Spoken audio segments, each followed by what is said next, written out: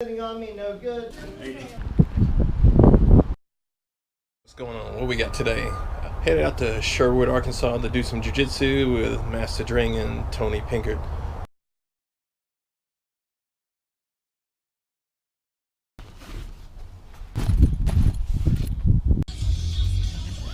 Yeah, so hit the darn record button again. We're recording.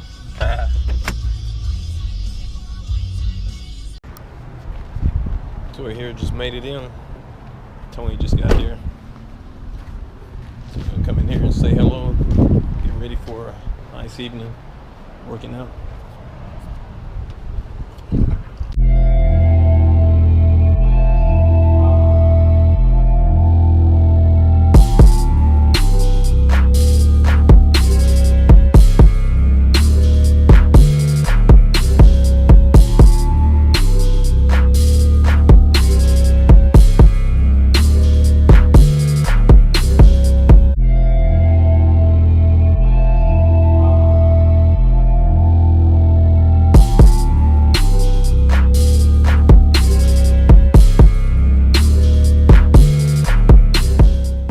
Thompson. I'm here with my good friend. You want to be called Tony?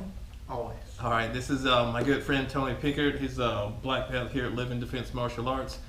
And to just kick it off, how did you get started into martial arts? You know, I grew up boxing as a kid.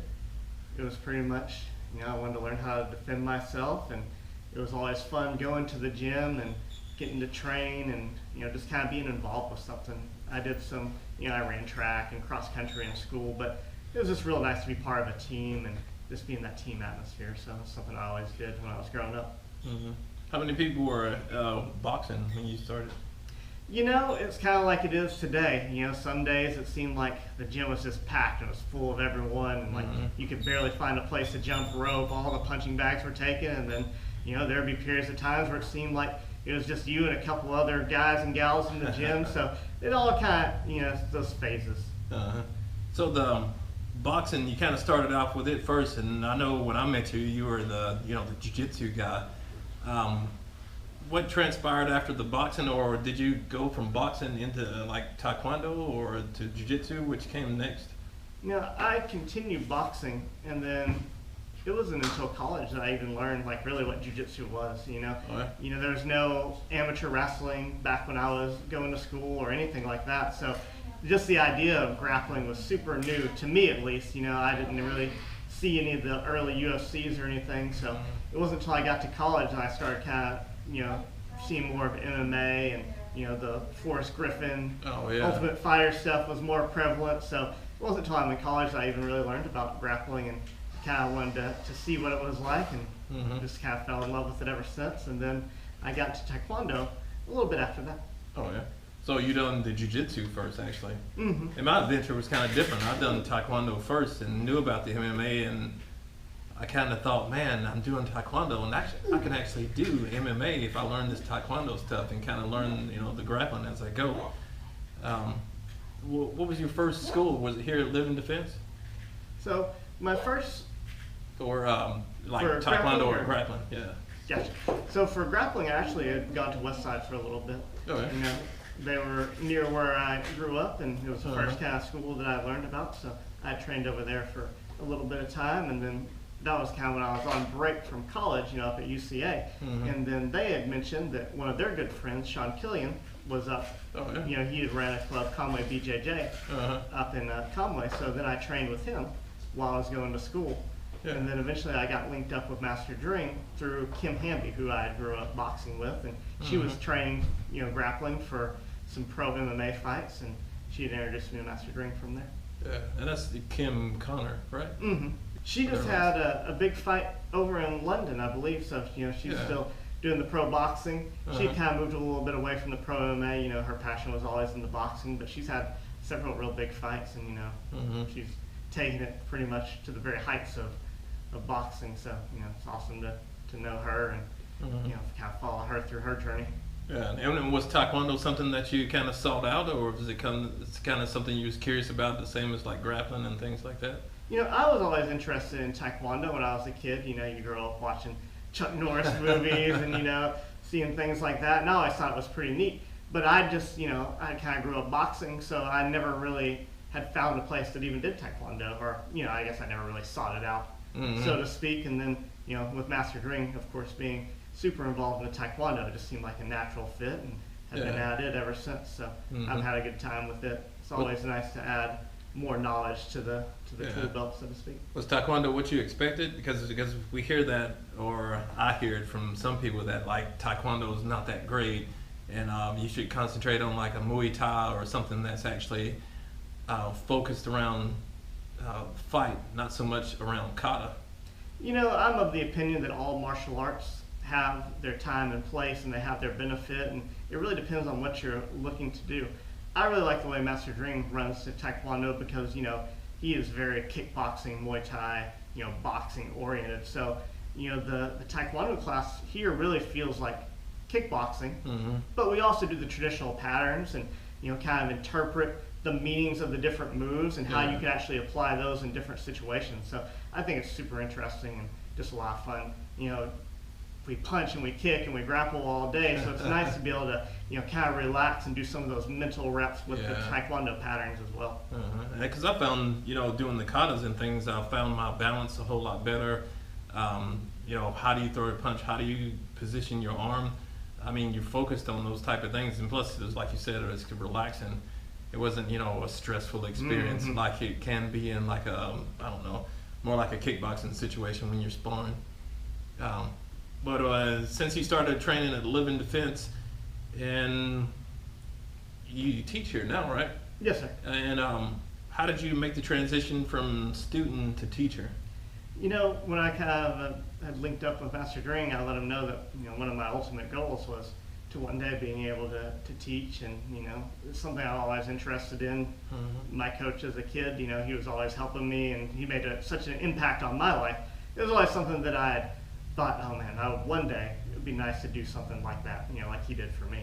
And so, like I said, talking to Master Ring, let him know that one day, if it was possible, if he ever needed someone to cover any classes or anything, when he thought I was ready, it was definitely something that I was interested in. So, I've been training here since August 2010, so been here at Master Ring a very long time, and eventually he saw that I was super serious about it and helped kind of show me the direction to go, like, if you're going to teach, you need to do these things, and you need to think about this, because, it's one thing to train, it's another thing to teach, and, it just takes a while to kind of get up to speed on how to talk to people and how to organize information and what you need to do, not just to tell someone something, but to actually teach it to them. So he kind of led me down that path. And now, what do you think about it now? I love it. It's Cool. I love when people tell me, oh man, you're really good at jiu-jitsu, or oh man, you're really good at boxing. But I love it more when they tell me, oh, you're such a good teacher. That means more to me, just because that's what I am passionate about. Like, that's what I like to do the most. Nice. And Tony, he's come down to my school and he's taught seminars, and it's been a few years back, but some of the stuff that he's taught I still use today and incorporated with the other things that I learned. So, and every time I roll with him and he chokes me or breaks my arm or whatever it may be, I'm always learning, because it's a cool experience to learn from somebody of this caliber. Let's talk about a little bit about here at Living Defense. Master Ring's the school owner. You teach a lot of the classes. Somebody comes into the school and they want to sign up. What's the process? So, mostly want to sit down and talk about what their goals are, to be able to kind of steer them in the right direction. We just need to know first, like, what got you interested in the martial arts? What are you looking to get out of it? What brought you here to us? Because everyone's here for a different reason, you know what I mean? And I want to be able to help you achieve that goal, but if I don't know what it is on the front end, I might steer you the wrong direction. If you're just looking to learn a lot about stand-up and I'm like, come check out jiu-jitsu, that's not really doing either of us any favors necessarily. So, the first step is just defining the goal, figuring out what the next step is that's going to be best for you. And what classes do you teach?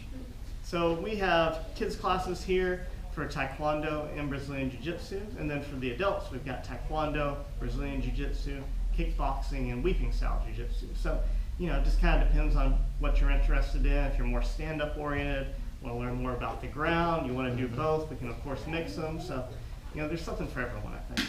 And you have mentioned the Rock Steady class. Why don't you tell everybody what the Rock Steady is about? And the Rock Steady is a newer program that we have, and I've been super, super excited about it. It's for people who are affected by Parkinson's. So it's a class just for them where they get to come in, they get to do a little bit of boxing. It's a great workout. It's kind of geared towards people with Parkinson's and the things that it can do to help benefit them. And it's just a nice class. They can tell me and they can tell you, they can tell their significant other what it's like to have Parkinson's, but the bottom line is we don't know. We don't have it. We don't live with it every day. But when they're in this group environment where everyone is also dealing with that same stuff, not only are they getting the workout, but they're getting that social aspect. They're being with people who are dealing with those same trials and tribulations that they are, and I think that's super powerful. So that class has been, great to watch.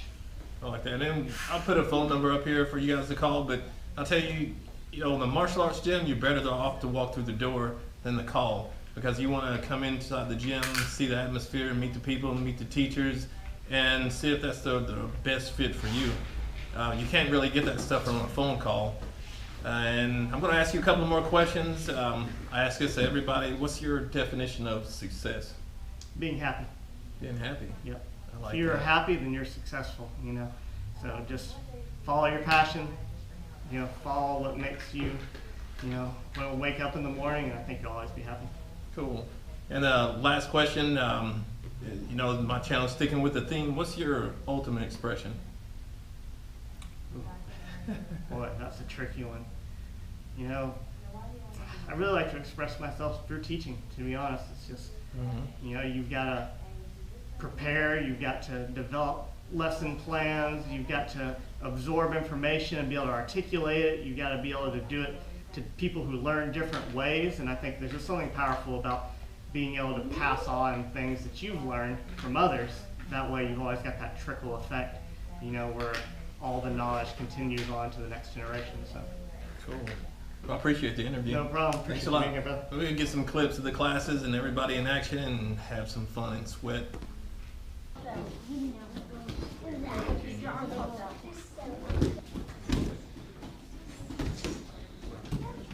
Press into the floor and lift my hips.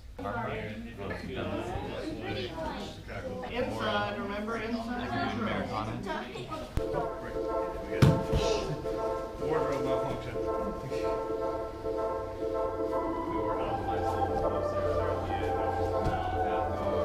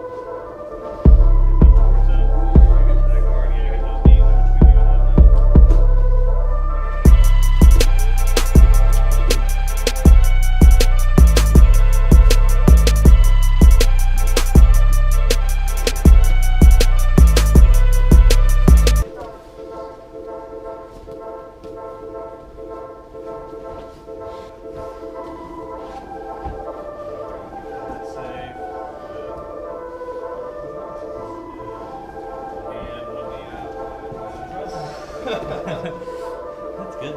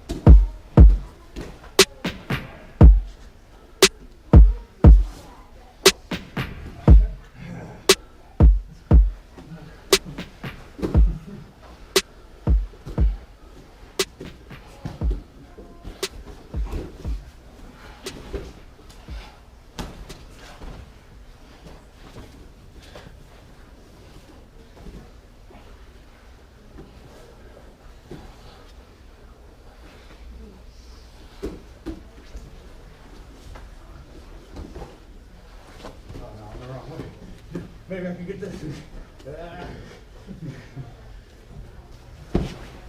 Hold myself the wrong way. Yeah, Good work. You both were like, are we gonna roll? What could happen? So, no, you Like go we first. both were like, are we on the same page with this? Yeah, you guys want it?